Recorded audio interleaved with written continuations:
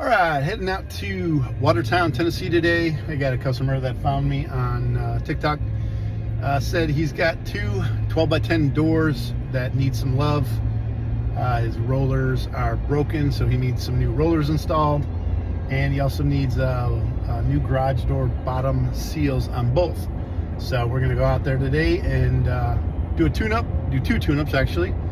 Change out the rollers specifically, and then change out his bottom rubber seals on both doors. Stay tuned. So he's got two big doors, 12 by 10s, and old school metal bearings or metal rollers, and the bearings have already gone on them. And this is only 3 years old. And he's got a lot of water coming in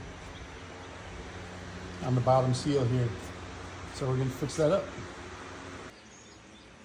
Here's what the old bottom rubber seals look like. 2-year-old, really bad shape. Here's what I pulled out of there.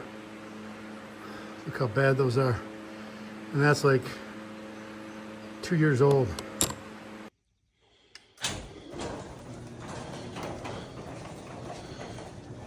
Smooth like butter now.